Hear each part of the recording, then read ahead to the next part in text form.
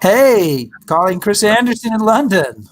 Hey, this is London calling Rick Beyer in Chicago. Oh, we're here in the twin studios of History Happy Hour, the Scanning the globe. broad history empire that we are part of, and we want to welcome everybody to another exciting edition of History Happy Hour every Sunday at 4 p.m. Chris, how many History Happy Hours? This is in fact our 20th History Happy Hour. Never No, thought. okay. What? This is our 20th History Happy Hour? 20th. Oh my God. Yes, the anniversary. It's just going to be a few weeks. We'll do this show and everything will be back to normal again. So now we're into 20 weeks. So what is the appropriate gift for 20 or 20th? It's our 20th anniversary, Chris. Well, apparently you're supposed to send me something in platinum. So I don't have my wallet. I could send you my American Express Platinum card. If there you go. That's a which good is no longer effective gift. So we have some folks joining us here, and we want to just say hello to John and Nancy and Ken and anybody, Doreen, anybody who's joining us. Please sign in and let us know you're here. Let us know where you're from. And who else we got, Chris? We have Jack and Jean. And silver. I'm not giving Chris anything silver. I'm sorry. That is not happening. Can I mention something very important before my wife gets on because she won't let me mention it?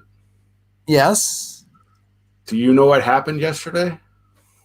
Very important. Okay. A lot of things happened yesterday. But the most important thing that happened yesterday. Okay. What is it? Arsenal Football Club won the FA Cup. There you go, Duncan. That one's for you. Okay, that is some of the least exciting news I've gotten all year. Awesome news. So I just, as folks are joining us here, I just want to mention it's this day in history, Chris. So is Hannibal defeats the Romans this day. Yeah. The Carthaginians defeat the Romans at the Battle of Cannae. Am I saying that right? Cannae, but I don't think the Romans are quite done with Hannibal. I'm going to take a guess there. No, if I was betting, I would bet on the Romans for the rematch. That's in 216 BC. And in 1943, on this date, there was a boating accident in the Pacific. There was. What happened? Well, there's guy's in a boat, and he's hit by another boat. They have to swim to shore, scrawl things on a coconut, get rescued. Something like that could launch a political career. You could. I believe that John Kennedy was once asked by a small boy, "How did you get to be a war hero?" And he said, "It was easy. They sank my boat." They sank my battleship. They sank my boat. So PT 109 today. So a couple of things in history. Okay, well, I think we have killed enough time here for people to join us. Mike and Patricia are with us. And Catherine says it's silver anniversary. We both have silver hair, so we're in great shape. And I think that is the cue then for us to get things going.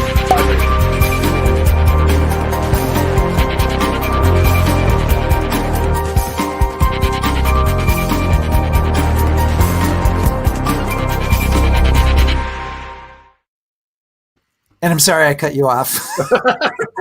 They're back. Hannibal, I'm back. Just saying, the bar is open. The bar is open. Congratulations. And so we have a very appropriate topic today. Chris Anderson, tell us about our topic and our guest who is standing by. I am very, very excited about both. Our topic today is George Washington, rum runner, bootlegger, and whiskey distiller extraordinaire. What makes it doubly special is our guest expert is my lovely wife, Anna. And hello, my lovely wife, Anna. Hello. Hi, Anna.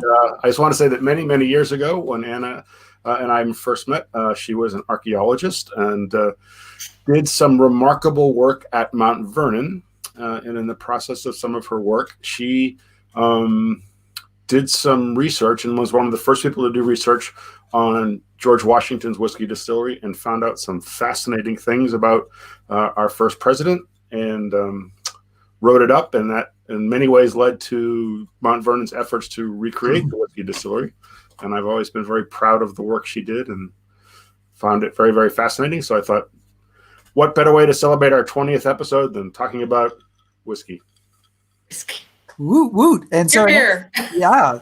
So, Anna, what are you have a cocktail, appropriate cocktail for today? Well, so we couldn't get any Virginia whiskey, so we have some Tennessee whiskey. Yep.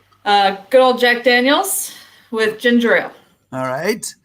And Chris, you're the same there? Oddly enough, yes. All right. And I am the lone holdout drinking the Scottish whiskey. But you good for holding up the flag. Going for well, there is a Scottish connection to this story as well, so I feel pretty good.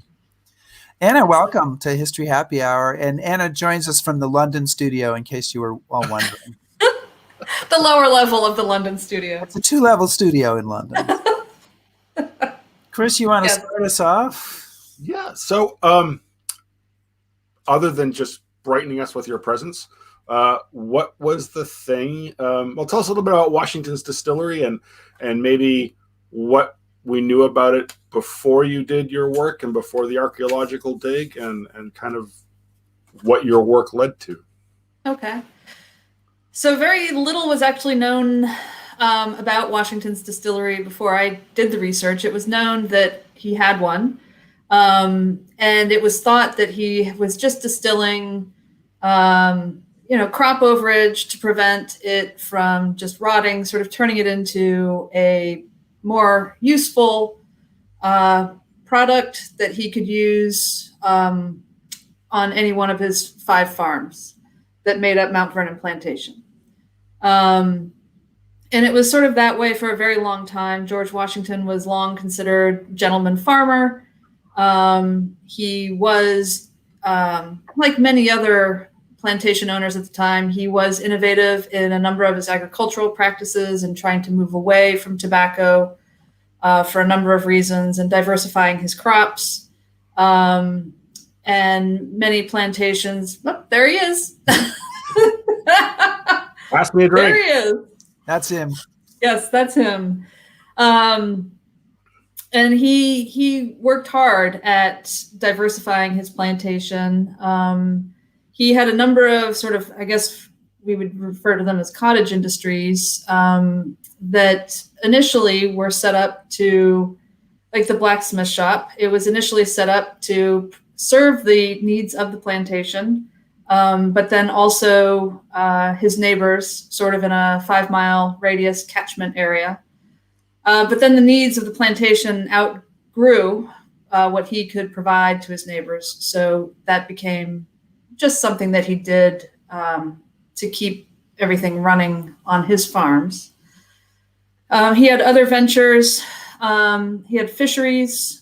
And again, that was something that started as a way for him to feed the hundreds of slaves and the overseers and the family members and everyone else who made the plantation run.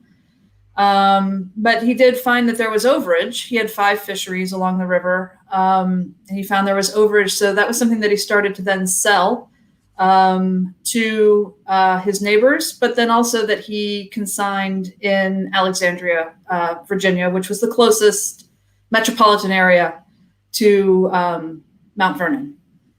So he had this sort of hybrid. Frankly, it started off as sort of a selfish venture, right? I'm going to find an easy way to feed everybody on this massive 8,000-acre plantation. But then kind of found that it was like, wow, this is just easy pickings, shooting fish in a barrel. So he had all this extra fish, and it became a financial venture as well. People long knew that he had a distillery.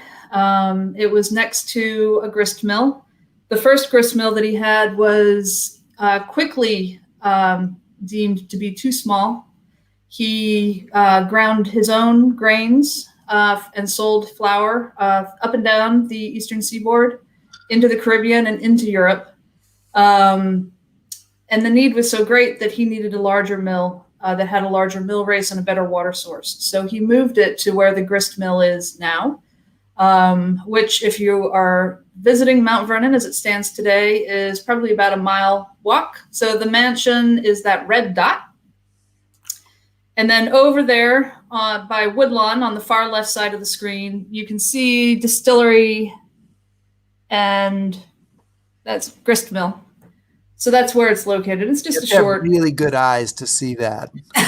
Really good eyes, but it's just a short drive. It's there. It's there. So when you started doing the digging for the distillery, did you know where it was, or did you guys have to find it? No. We knew where it was when he built the new grist mill, so that he could produce a wide variety of flours, and it gave him this capacity to grind not only his own grains, but neighbors' grains, and then buy grain from his neighbors to grind into flour and sell under his own seal. That was the logical place to put the distillery because they require the same resources.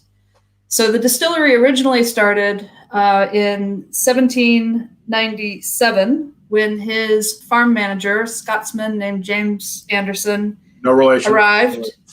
Oh no, suddenly the whole thing is becoming clear. I see. This is the aggrandizement of the Anderson clan. I've been ambushed by Anderson. I wish it were. I wish there were a connection.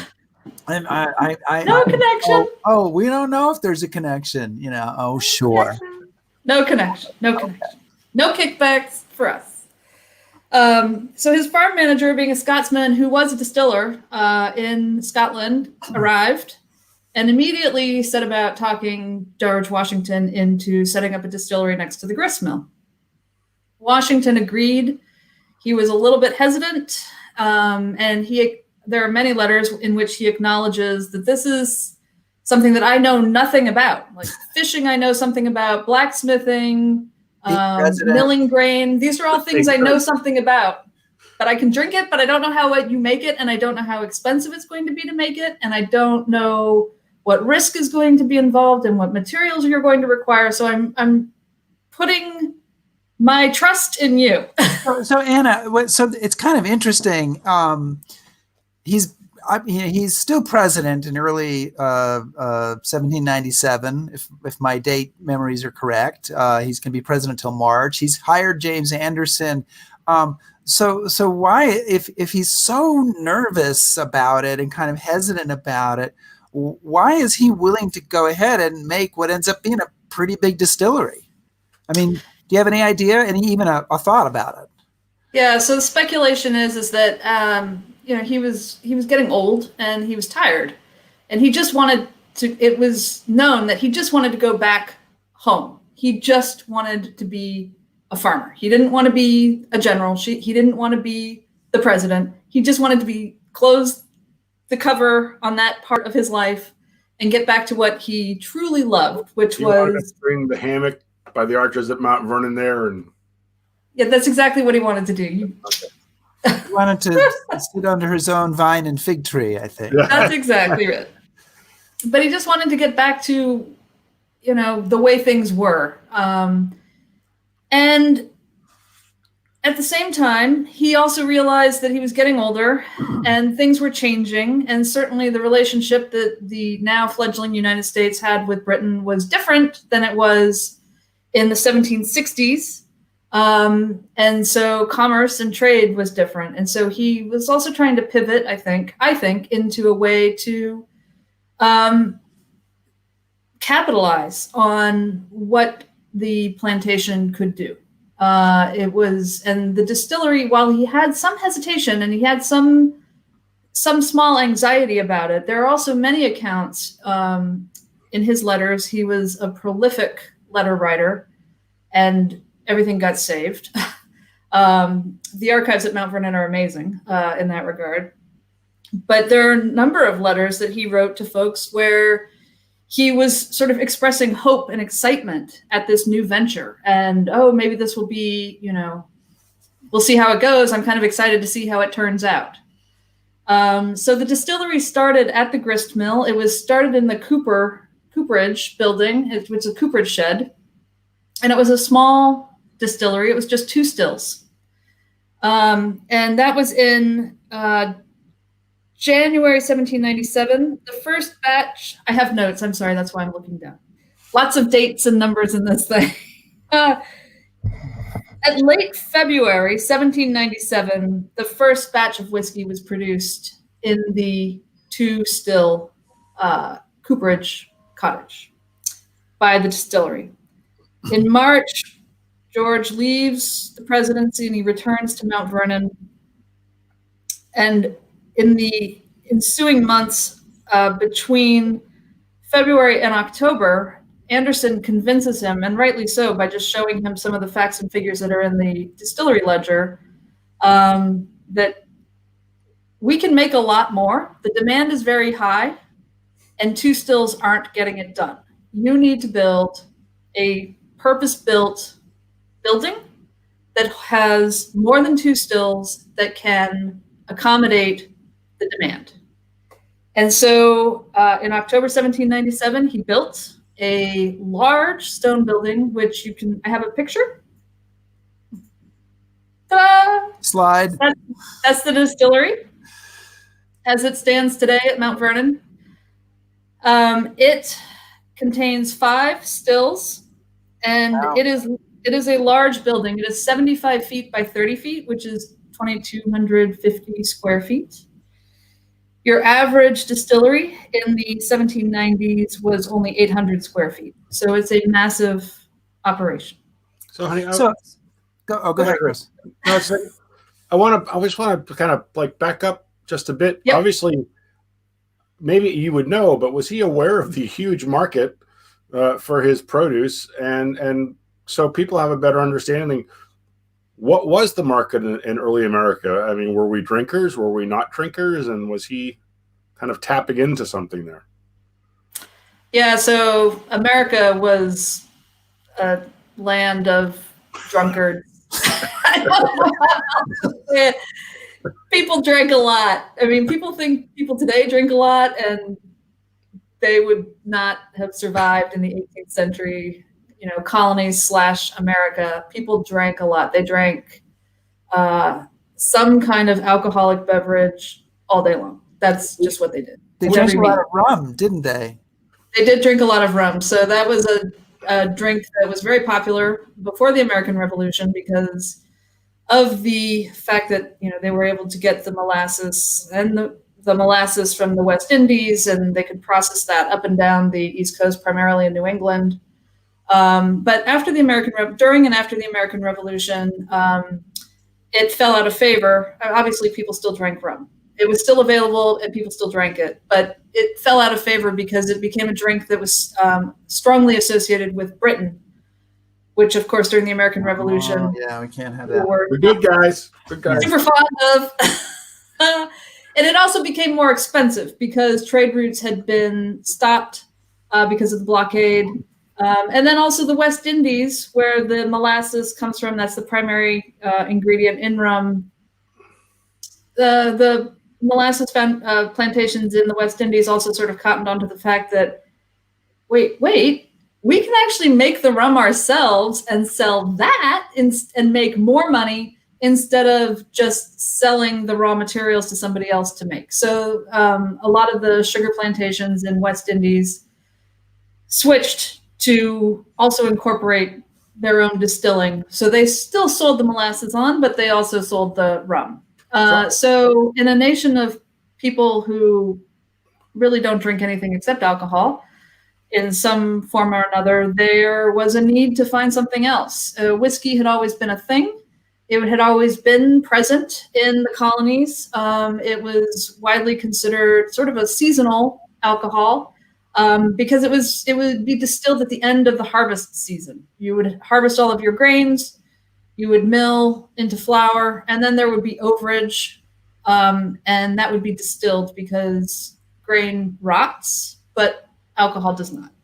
So you were saying in your thesis, honey, that I want to make sure I get this right. But at the time Washington starts his distillery, the average yearly consumption for every American was 4 or 4.5 gallons. Yes. Of distilled spirits. Yes, a year. A year. And I want to just throw in on the subject of colonial drinking, since we're dumping on our forebears here, a couple of things. Which is one, I did hear a great quote about water. Well, water is good for navigation.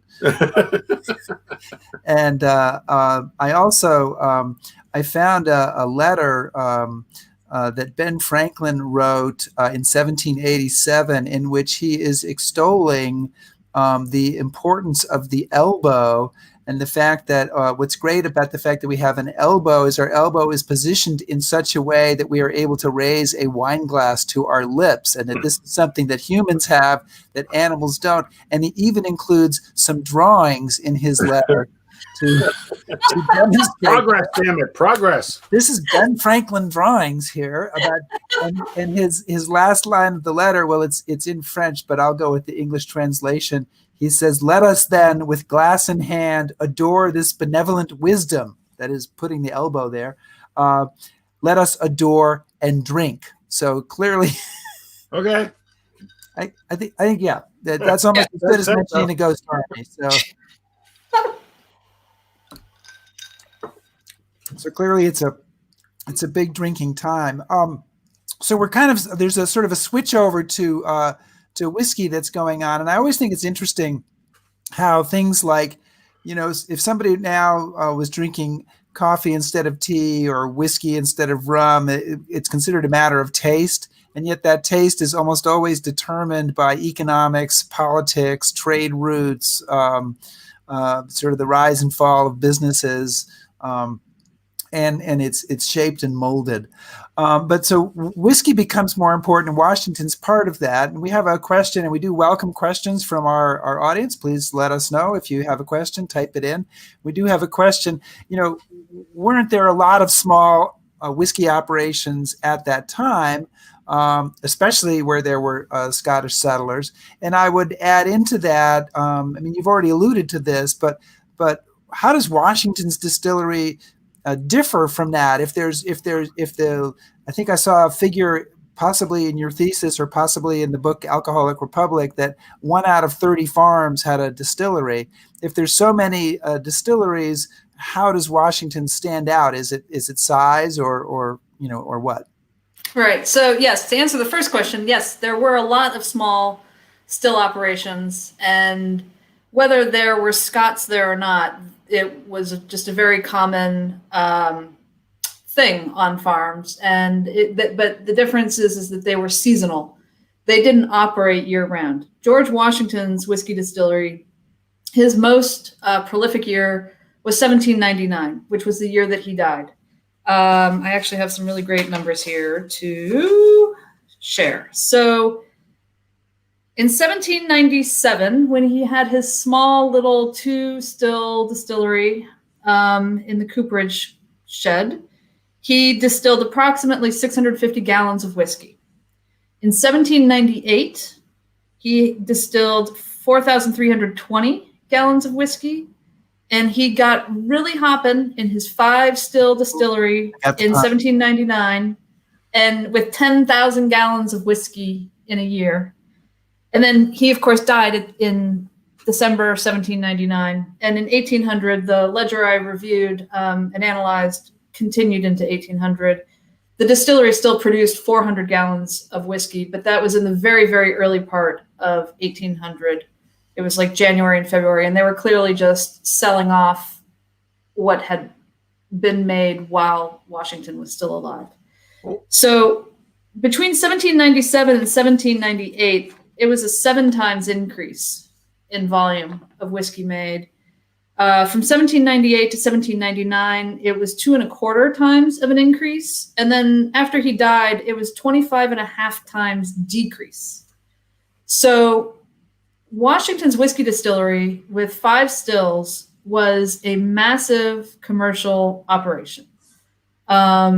This is something that nobody really thought he did. They, for many, many, many, many years, really since forever, everybody sort of believed the myth, the not necessarily the myth, but sort of the story, the legend that George Washington was this gentleman farmer, and everything he did was with, ease and grace and kindness, and he never lied, and he, all sort of the myth that surrounds George Washington.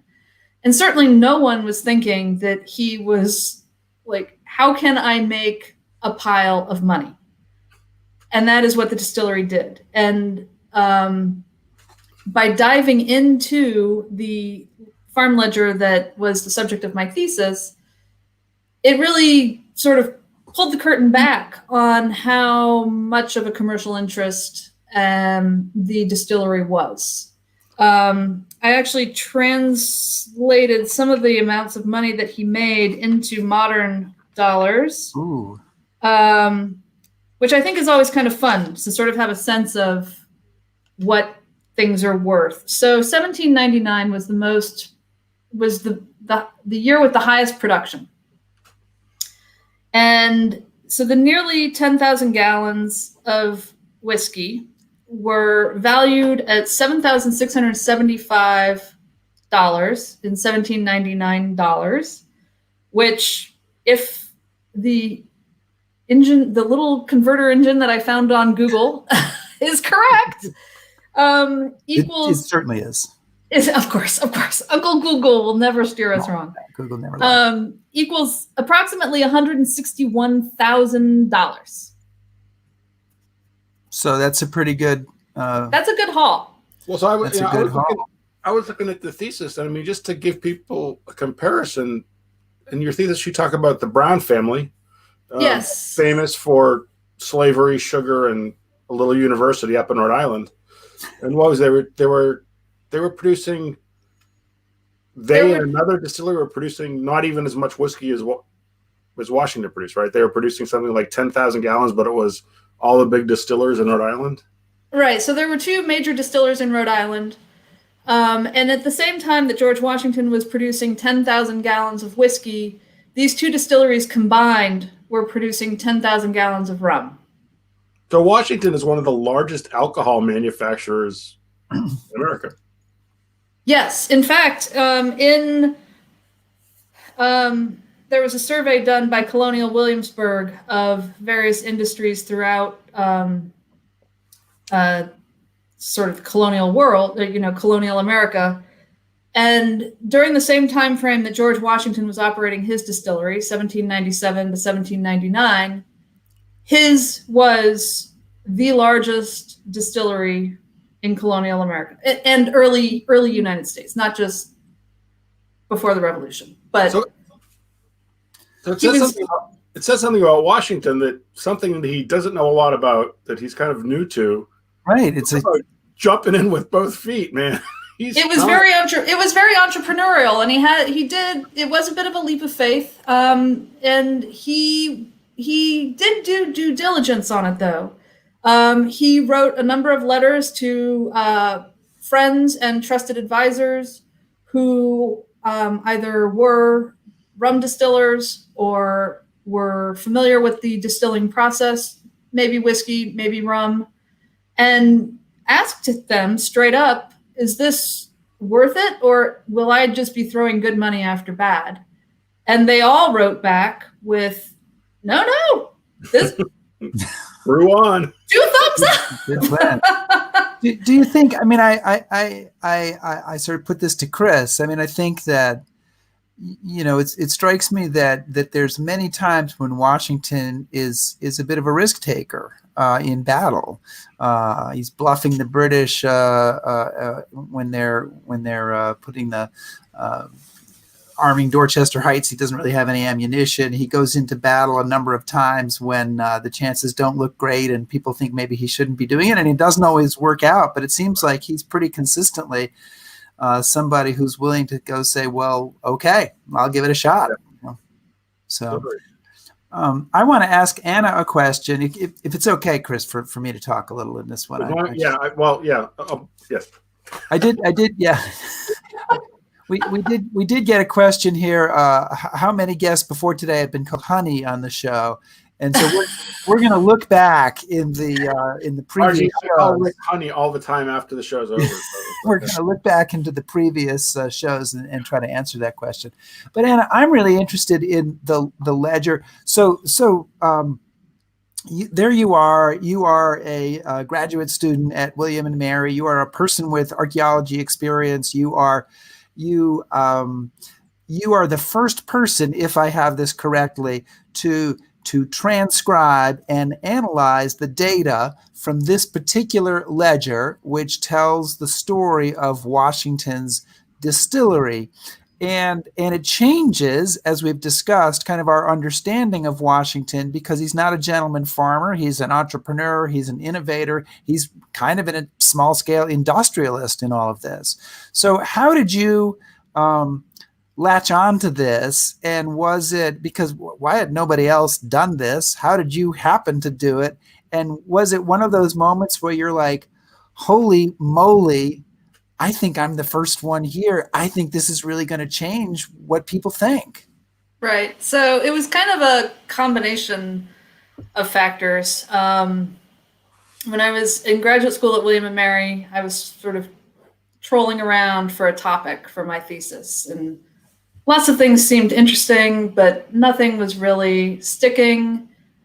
And I had worked at Mount Vernon on and off over several years as an archaeologist, and was very friendly with the chief archaeologist and the assistant archaeologist, and would often speak with them about my thesis and what could I do and any ideas, any thoughts. And they're like, well, we're going to be doing this big work on the distillery. It's a big push, sort of seeing what we can find, blah, blah, blah. Why don't you go talk to the head librarian up in the archives and see, because any research you do would be really helpful to us. Sure. So it would help you and it would help us. It's a win-win. So I went up and I had a conversation with the head librarian, and she's like, oh, well, we do have these 2 farm ledgers. So George Washington had farm ledgers, and they're these handwritten exactly like that. And they track every transaction that occurs on the plantation. Some of them are divided by farm, some of them are divided by industry, most of them are by year, and it is a full accounting of what happened at Mount Vernon. So I was looking at the 1797 to 1801 farm ledger, because that one had not ever been transcribed. It had only, so this was way back in the early 2000s. It had only just recently been put onto microfilm, and had then at that point become a real usable resource. But nobody had ever looked at it more than just acknowledging that the ledger existed. So I start going through it and realized pretty early on that, wow, this is all completely just about the distillery, about all the economic activity that happened at the distillery. It is an amazing snapshot in time of the relationships that George Washington had, both with his neighbors and with merchants in Alexandria, and not just the whiskey. A convenient byproduct of distilling is livestock, because there's nothing better than pigs to eat all the waste from the distillery. So at the distillery, he also had a pen that had up to 150 hogs in it at any one time. Happy pigs make yummy bacon.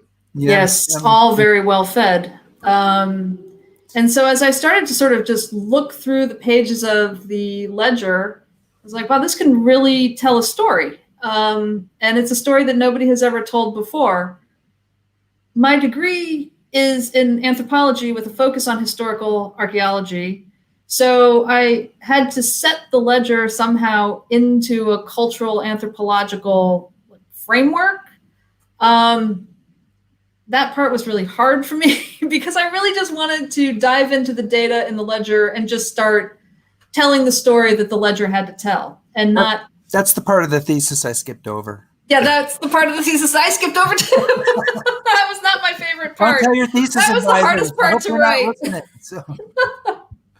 That was hands down the hardest part to write, and the hardest part to defend, and all of that. But it was, I think it just tells a really amazing story about George Washington. And it really, I mean, it's really kind of sad that he died in December 1799, because I think that he would have found the distillery to be an operation, a portion of his plantation that would have continued to make him large sums of money, with little to no effort on his part.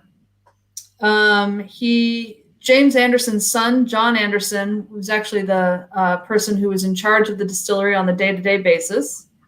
And there were no more than 6 slaves who worked in the distillery. So you got 7 maximum people working there.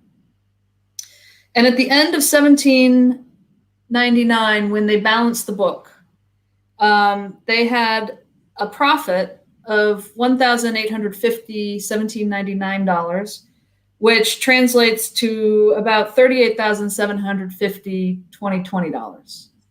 So that includes, I mean, that's a huge amount of profit for not really doing anything. I mean, then that covers all the extra grain that George Washington had to buy, because the distillery became a grain-eating beast. I mean, he did not grow enough grain to be able to feed the distillery. So he was going around and buying up grain from all of his neighbors, family members, plantations, within a reasonable distance, but more than 5 miles outside of the catchment area, in order to be able to distill the volume of whiskey that there was a market for.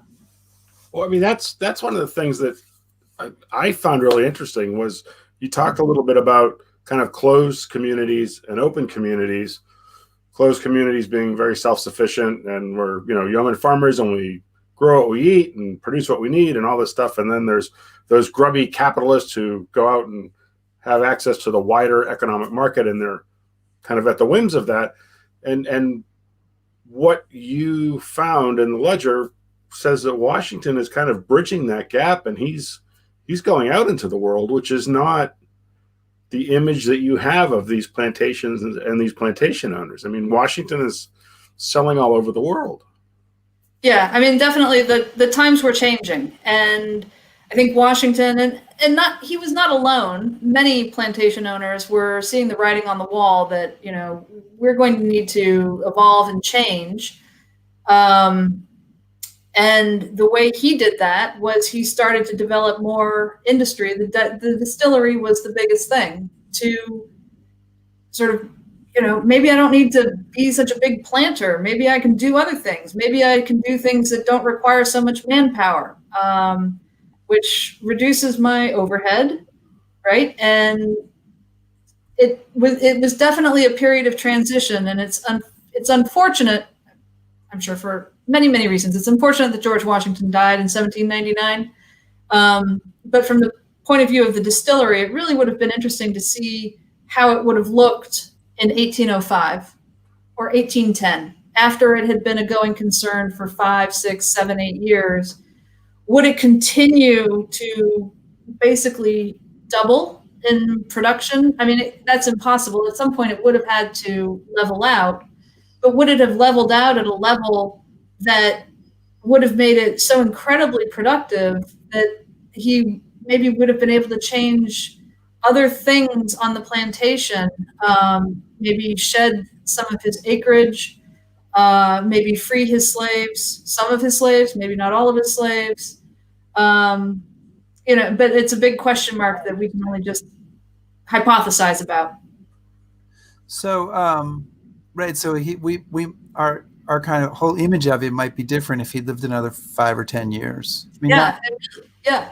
At least our, sort of our not our view of his presidency necessarily, or the man as a character, but his sort of the whole picture.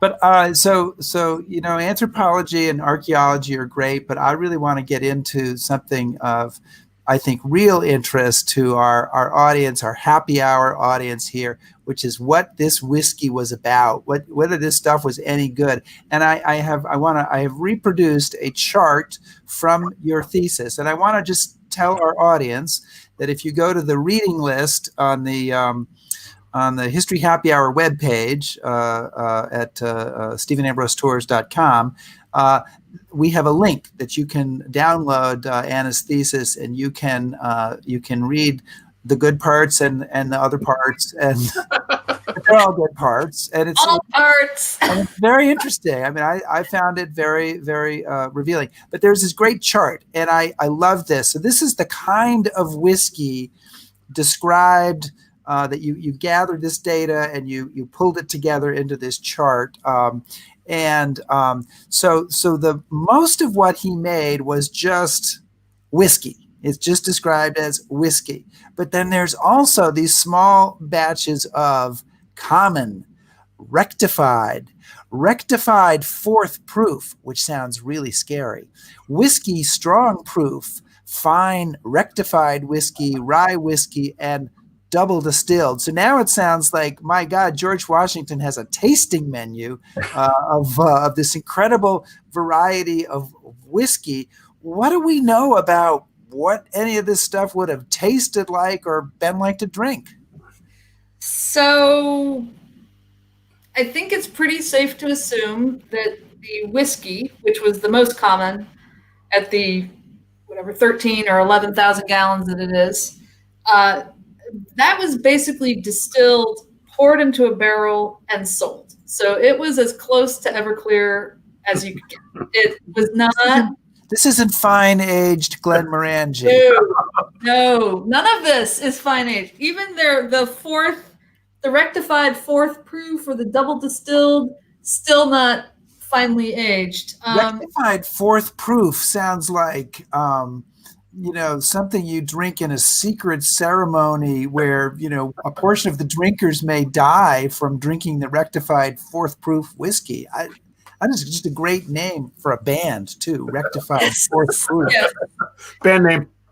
Yes, band name. But what's interesting is George Washington, while he did not know a lot, and he learned, but he did not know a lot about distilling, he applied some of the things that he did know about milling that he had at his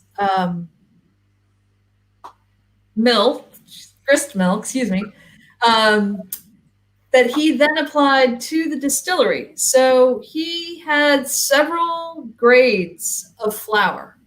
And it was very popular to have all these different flours for different things. Sorry. And so he applied that to the distillery. And he had these, 8 different kinds of whiskey. And they had different price points. They were sold at different times of the year. The most common was the whiskey. It sold most frequently. It sold for 59 cents a gallon, which is $12.37 a gallon in 2020 times. So yeah, that's just how much I think I pay at Trader Joe's for. But then the other ones, the common, the whiskey, the strong proof, and the rye whiskey, those were in a separate class. They were even more cheap than the actual whiskey. They sold for 56 cents to 58 cents a gallon. So that's $11.75 to $12.16 a gallon. Really cheap stuff. Okay. And then you had your high end, the rectified, the fine rectified, the rectified fourth proof and double distilled. Those sold for nearly $1 a gallon. Those sold for he let that actually cool down before he sold it. Yes. So those sold for the equivalent of almost $21 in 2020. So, I wouldn't be me if I didn't, point out the hypocrisy that is George Washington. I just wanted to mention this quote here. Washington says, and I quote, "The ruin of half the workmen of this country is caused by alcohol," unquote. But yet he had no problem selling the cheapest rot gut whiskey he could find. Just thought I'd mention that, Rick. Yes. What's interesting is that everything that is classified as something other than just whiskey is only available at certain times of the year. So that indicates that it is at least sitting in the barrel for anywhere from 2 to 6 months. Oh. So those would be only available in the spring or the fall. Well, that kind of answers. So we did have a question from Catherine Hurst about would they have set any aside to age? So they apparently did. It aged a little bit. And we probably just don't know because the record's basically a stop with Washington's death because it's transferred to new ownership. We just don't really know if they would have, if he'd owned it longer, if he would have set some aside for a longer period of time. Right. And that's the other thing that is sort of also a big hypothetical is if he had lived to, say, 1810 and the distillery had had a 12, 13, 14-year run, would he have had like a 10-year whiskey? Well, nobody knows. We don't know. I want to bring in, we have a couple of questions from viewers, and I want to bring in one from Ted Moon here. And he wants to know, how did Washington market his whiskey, through distributors or direct under the GW brand, since everyone knew who he was? I cannot tell a lie, but I can sure make that rye. Oh, very good. I've used that one before. So anyway, but what did he do? How did he market it? So it was a combination of things. In the distillery ledger, there were about 220 individuals or businesses that conducted business with the plantation in the farm ledger. Of those, 57 dealt exclusively with the distillery. Of those, 20 were businesses.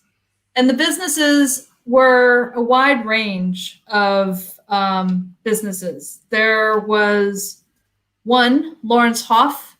He was a butcher in Alexandria. And while he did buy some whiskey from the distillery, he primarily bought livestock from the distillery, which was sort of an interesting offshoot from, it was, I think, an unexpected income stream that George Washington had not anticipated. But his biggest customer, to whom he sold a couple thousand gallons of whiskey over the course of 1799, was a merchant in Alexandria named George Gilpin. And he had a warehouse and wharf called Gilpin's Wharf. For those of you who are in Northern Virginia, it's at the southeast corner of Prince and Union Streets. Okay. What you referred to previously as the metropolis of Alexandria. Yes, the metropolis of Alexandria. Yes.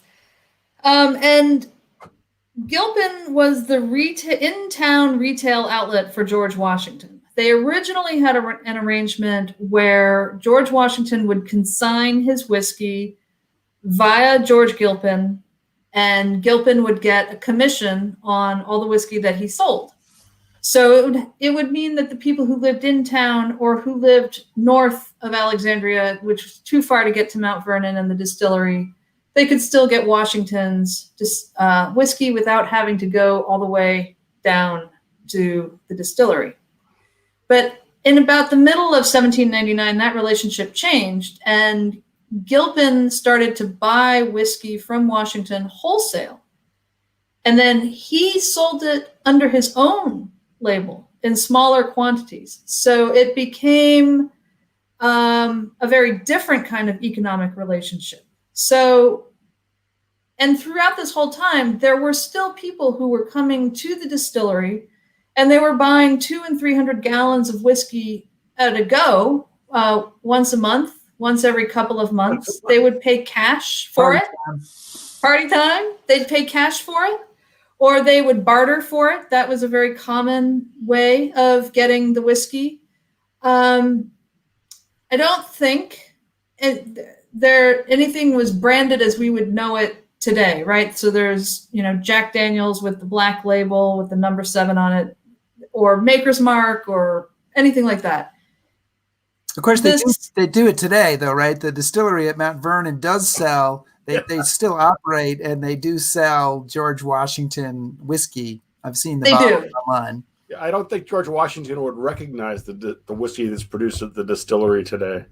No, he wouldn't, because what they sell today has been it's been allowed to sit for 3 years, aged for 3 years minimum. Outrageous, and they're selling it. Accurate. It's upsetting. It is not accurate. It is upsetting. And they're also selling it for almost $150 a bottle. Yeah, which is not a gallon size. It's only about $10, so it's okay. And you said I seem to recall in your thesis, which I found was sort of quaint and interesting, was that at first Washington wanted the distillery to be near the mansion house so he could keep an eye on the disreputable characters who might show up to buy the whiskey. Yes. So he really is conflicted about this. He's conflicted about whether to do it. He's conflicted about whether it's a good idea. But as Nancy Nallen says, bottom line, this is all about building wealth. Yes. Oh, 100%. Absolutely. I mean, I think that George Washington, even before the distillery, I think he was a man who's conflicted by many, many things. And this is just an extension of that. He was cautious, but he also was an entrepreneur and was willing to take risk. But I guess maybe they were calculated risks. Like he established the distillery after consulting with trusted friends, other people in the industry that he knew or were friends of people that he knew, and he got their opinion on it. And when they all said, yes, you should absolutely 100% do this, he threw his hat into the ring. He was still nervous about it. And he did remind James Anderson, at least on one occasion, that, you're supposed to give me those books quarterly so that I can look them over and sign off on them. And Anderson did, they did, Washington did, and there are several places in the farm ledger where he has attested to how much loss and profit, and signed off on it at the end of the quarter. So yeah, I mean, at the end of the day, it really was about making money. Yes, as my friend Jim Lattin says, who's a business professor, the bottom line is that this is about the bottom line. Yeah, that's exactly right. That's exactly right. So, yeah. Chris, you got one more you want to ask, or we have one more we can bring in from a view. Bring in one more, but then also maybe just kind of to wrap up the story, tell people what happened to the distillery and that great God-fearing Scottish gentleman, Mr. Anderson. No relation. And we'll do a quick question before that. So that's the final question, and you can also answer: did Washington pay tax on his whiskey? Because there was a whiskey tax. Some people were really unhappy about it. Yeah. Was Washington paying tax, or was he some sort of tax avoider? No, he paid tax. He paid tax on his whiskey, and it appears in the ledger as a line item of the tax that he paid. He did not shirk that responsibility. And so how does the story... 1,000 gallons a year, it's kind of hard to hide it. Well, that's exactly right. It's not like you can just throw a tarp over it in the woods of West Virginia. No distillery here. Nothing to see here, folks. Go visit the Presidential Museum. So how does the story end? What happens to this distillery? What happens to James Anderson? So Washington dies, and the distillery does continue. It gets passed on to his nephew. And then the bookkeeping ends. Mount Vernon doesn't have any record of what his nephew did. Certainly there was a period of time after Washington's death where there were still some entries made into the farm ledger. And it's just the bookkeeping is really shoddy in comparison to when Washington had the reins. And I believe it was by 1809, maybe it was 1810, but basically the building is abandoned and is starting to crumble and fall apart. So then you fast forward to 2002, 2003, and the archaeology department at Mount Vernon starts doing archaeology there, and they locate the foundation of the distillery. They identify where the 5 stills sat in the distillery. They identified where the water came in. Yeah, there you go. So you can see the mill race there and the water coming off of that in the wooden sluice. And it goes into the distillery, and that's used to make the whiskey. And now they do distill their own whiskey. You can buy it in the gift shop at Mount Vernon, apparently. Quite expensive.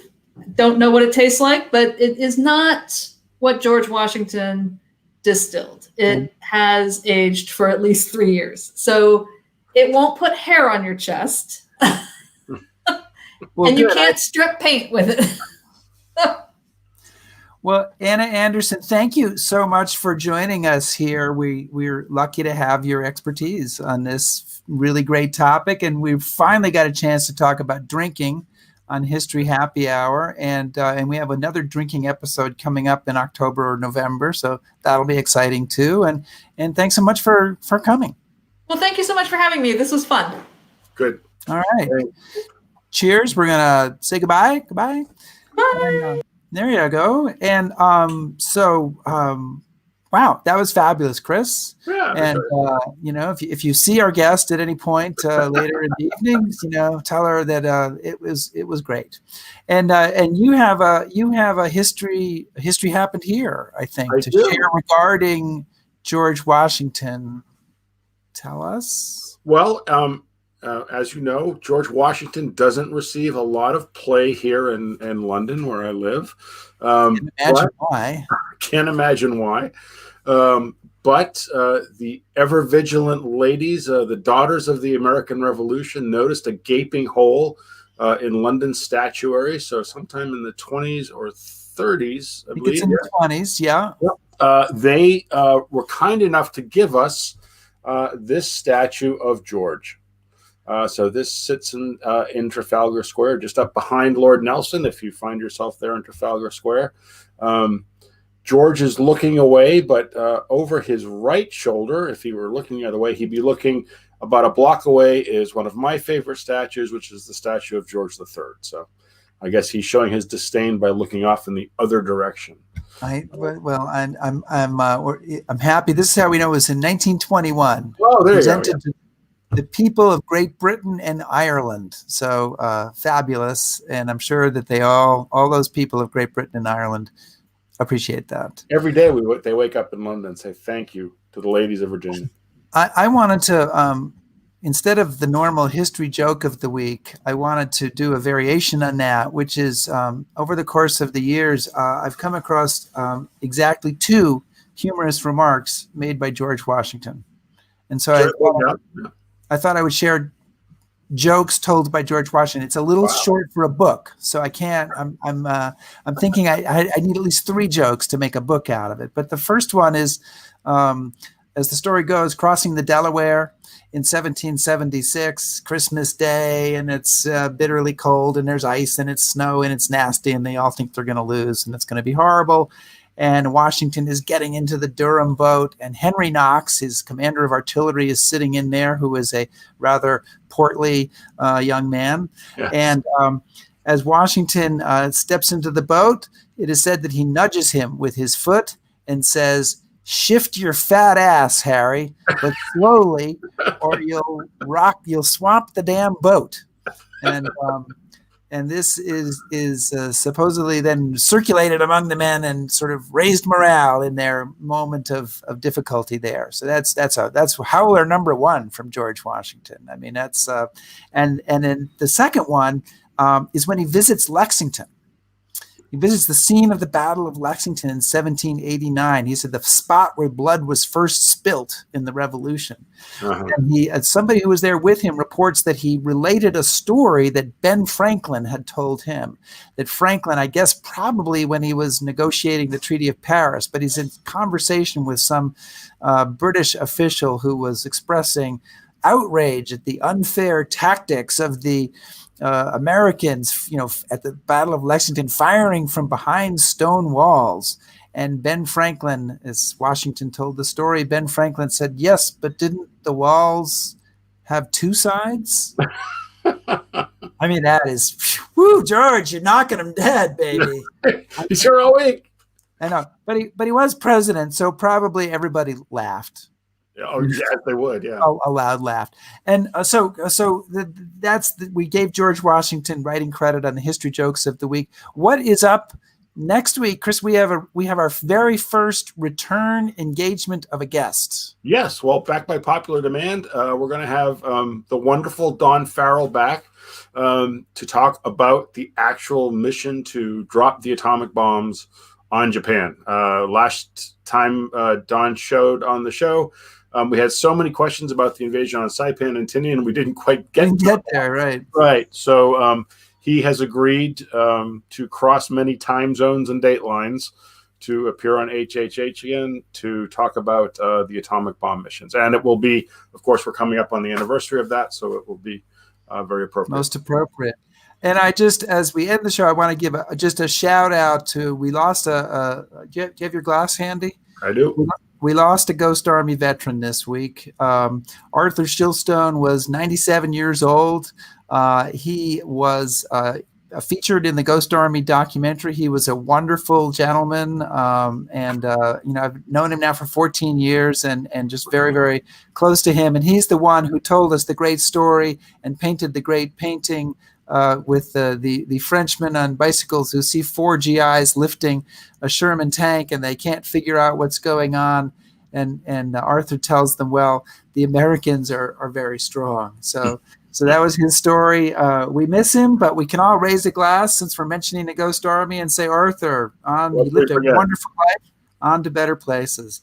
Great show, Chris. Thank you so much. Thank you, Rick.